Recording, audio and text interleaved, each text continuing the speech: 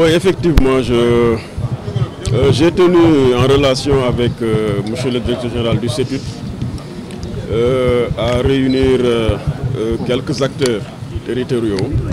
en perspective de la mise en circulation progressive du BRT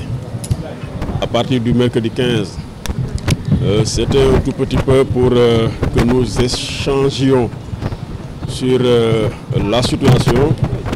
sur le résultat des tests, mais également sur les dispositions à devoir prendre pour accompagner cette mise en circulation progressive. Au terme de la réunion, nous avons pu constater que, effectivement, le BRT peut commencer à rouler et véritablement que l'exploitation commerciale puisse évidemment démarrer. Au niveau de quelques gares, parce que malheureusement il y a des stations qui ne sont pas encore opérationnelles. Nous avons également pu nous accorder sur les dispositions d'ordre sécuritaire à prendre en relation avec la police de la circulation d'une part et le commandant en charge de la sécurité du BRT d'autre part. Et par rapport à cela, nous avons retenu que 24 heures sur 24, que le corridor soit sécurisé et qu'il y ait une présence effective de la compagnie de la circulation au niveau des différents carrefours du BRT. Donc les principaux carrefours. Surtout là où nous pensons avoir quelques difficultés par rapport à la signalisation. Nous avons également retenu avec les sapeurs-pompiers véritablement d'accompagner le démarrage des opérations, qu'il y ait un accompagnement permanent 24 heures sur 24 pour prévenir des incidents et anticiper sur d'éventuelles interventions. Et enfin, nous avons retenu toujours en relation avec le CETUD, l'AGEROUTE et Dakar Mobilité que toutes les dispositions soient prises pour communiquer sur l'ouvrage, pour intensifier la sensibilisation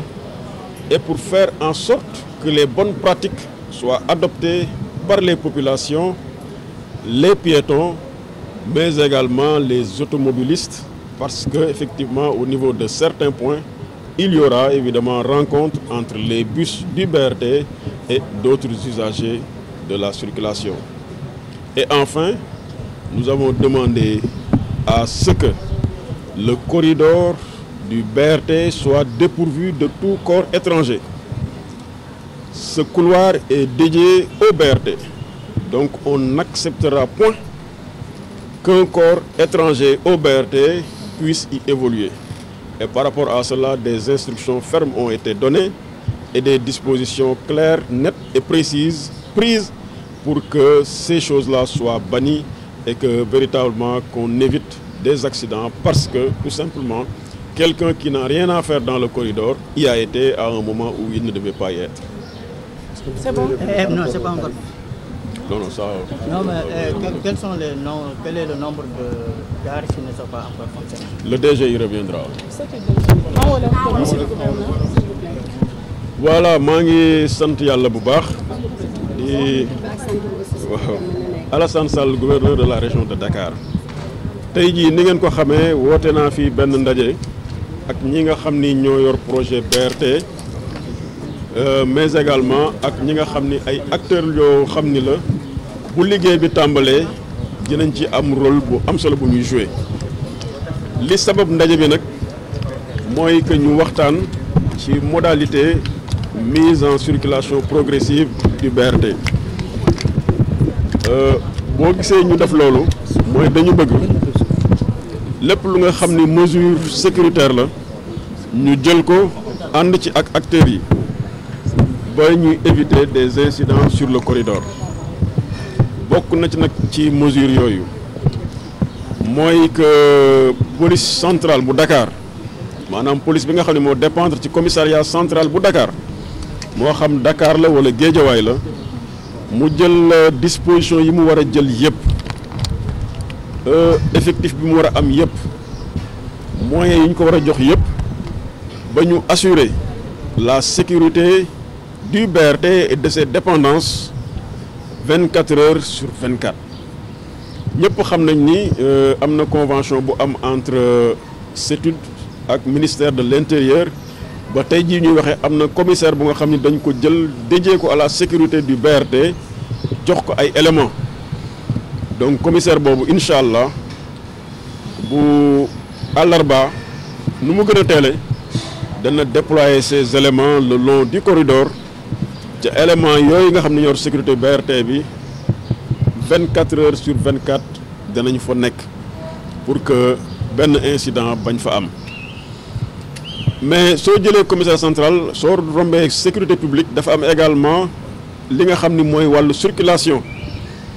dafa am circulation koo xam ne moo koy commandé kooku itam waxtaan nañu ak moom ba carrefour yi nga xam ni moo nekk ci trajet bi et surtout carrefour yi nga xam ni moo nekk entre Liberté 6 ba Guédiawaye ndax foofu xëy na signalisation bi am na fu mu xaw a dese mu placé fa ay éléments moom it bu BRT di tàmbali ba bi muy wàcc maanaam avant 6 heures ba après 21 heures ñuy réguler la circulation ba du am benn daje entre bisu BRT yi ak ñi nga xam ni yeneen usager bu circulation lañu jël nañu tam décision ànd ci ak sapeur pompier pour que ñoom it bu ñu tàmbalee àllarba ba ñuy am lépp lu nga xam ni soxla nañ ko ci wàllu BRT bi ci sécurité ñoom itam seen présence 24 heures sur 24 ci point stratégique yi ak ay engins d'intervention yu nga xam ni bu incident amee ñaanuñu ko yàlla dinañu mën a intervenir ci ni mu gën a gaawee jël nañu également décision en relation ak ñi nga xam ne ñooy Dakar mobilité CETUD ak sécurité ba couloir bi ak li nga xam ne mu ànd couloir bi ku fa warul dugg waroo fa taxaw doo fa dugg doo fa taxaw boo ko defee li la ci war a fekk dina la ci fekk jël nañu également dogal que ñii nga xam ni yeneen acteurs yi nga xam ne ñi xëy na ñu ngi ci ay transport te seen yoon nekkul ci BRT bu ñu duggee ci BRT bi du baax ci ñoom donc véritablement et par rapport à cela sensibilisation bi di tàmbali na mais dina continuer ba képp ku nga xam ni war nga am les bonnes pratiques nga xam ko mais surtout nga adopté ko Sénégal suñu Sénégal la infrastructure yi ñoo ko moom kon dañ ko war a sàmm ca sàmm ko mooy déjà tàmbali ci am attitude yu baax ci jaar fi nga war a jaar def li nga war a def fi nga xam ni waroo fa dugg waroo fa taxaw également nga bañ fa dugg nga bañ fa taxaw kon daal ci gàttal ñi ngi ñaan sénégalais yëpp sénégalaises yëpp ñu dimbali ñu ba ñu am BRT bu nga xam ni BRT zéro incident lay doon incha allah cay gëm naa ni sénégalais dañu ci jàppale. mooy que am na benn commissaire bu nga xam ni dañ ko jël moom uniquement moom moo yor sécurité BRT commissaire boobu jox nañ ko élément yi nga xam ni élément bu am solo la effectif bu am solo rien que affaire BRT moom yoonam nekkul ci leneen lu dul sécurité BRT. cela signifie que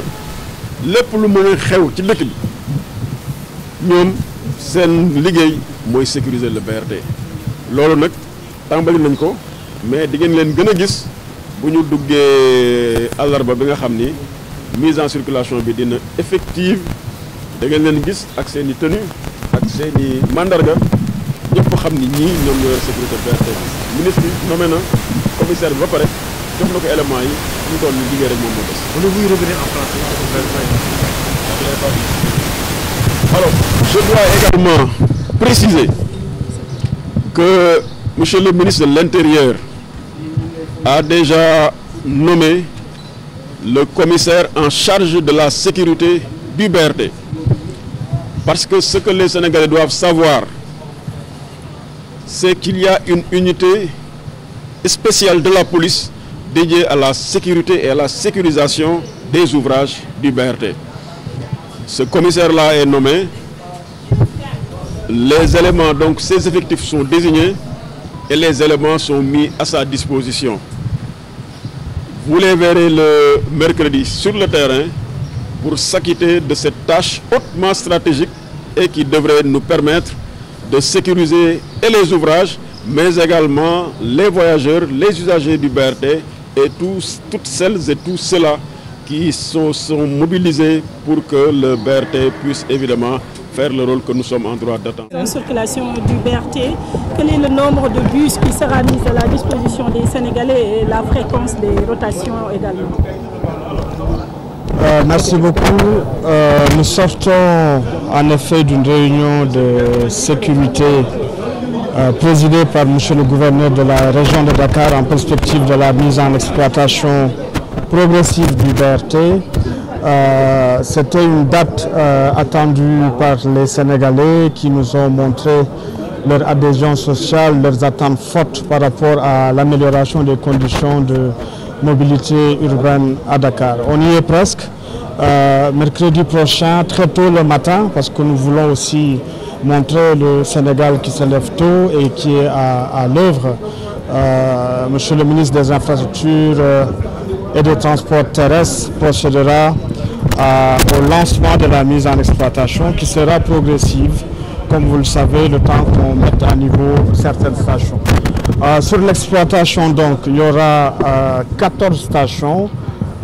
qui seront exploitées, qui pourront accueillir des voyageurs. Ces stations ont été sélectionnées par rapport à leur niveau de fréquentation. Elles prendront quasiment 80% des besoins à terme. Ce sont 23 stations qui seront complètement rendues conformes et opérationnelles. La deuxième chose qu'il faut expliquer, c'est que nous allons avoir un service de bus performant déjà dans la phase de démarrage avec des fréquences de 6 minutes entre Guédiawaye et Petersen, et on peut même dire sur le tronc commun entre Grand Médine et Petersen, nous allons doubler la fréquence avec 3 minutes d'intervalle pour que les usagers puissent bénéficier de ce service de transport qui était très attendu, qui est silencieux, électrique, qui est très accessible dans sa proposition tarifaire et qui contribue globalement à améliorer l'environnement. Pour l'ensemble de ces bénéfices socio-économiques, et il faut le rappeler, pour s'en féliciter, parce que c'est fait ici au Sénégal, ce BRT est le premier BRT au monde 100% électrique,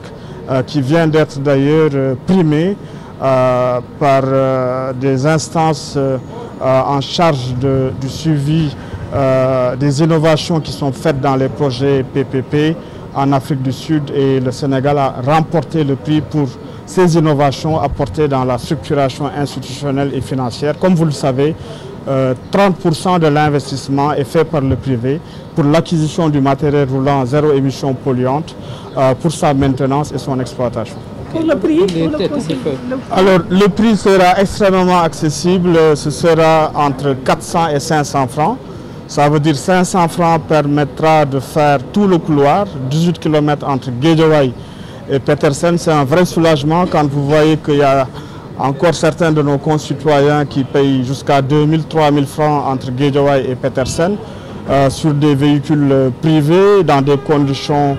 parfois très peu acceptables. Nous allons aussi, et c'est important de le souligner, avoir un tarif social suivant des modalités qui sont définies par l'État du Sénégal à travers les institutions en charge de ces sujets. 16% des usagers pourront profiter de ce tarif social qui sera la moitié en fait tarifaire, ça veut dire 200 francs ou 250, si vous êtes éligible naturellement au tarif social. Ces cas sociaux sont définis par le ministère en charge de ces questions. Nous y reviendrons, mais globalement, ce qu'il faut retenir, c'est qu'il y a un tarif très accessible de 400 francs et 500 francs, et l'État du Sénégal a fait des efforts pour un tarif social à moitié du prix pour 16% des usagers du BRT. Les tarifs entre jeunes. Est-ce que les bus vont rouler les bus rouleront dans un premier temps entre 6h et 21h. C'est quand même une réelle évolution à Dakar pour tenir compte aussi tardivement le soir de ceux qui veulent rejoindre leur domicile. Nous faisons tout ça en générant 1000 emplois directs. 700 Sénégalais s'activent déjà quotidiennement pour vous offrir le service de transport de qualité, et ceci en étroite collaboration avec les autres opérateurs, parce que nous offrons un réseau de rabattement avec Aftou et Dakar Dem Dikk qui sont complètement mobilisés aussi pour faire la desserte locale et la desserte vers le BRT. Est-ce que toutes les gares seront fonctionnelles à partir du mercredi? Est-ce que toutes les gares seront fonctionnelles à partir du mercredi? Non, ça répond. Directeur, mën nañu ñëwaat ci mise en circulation BRT bi mercredi lay tàmbali. Est-ce que gare yëpp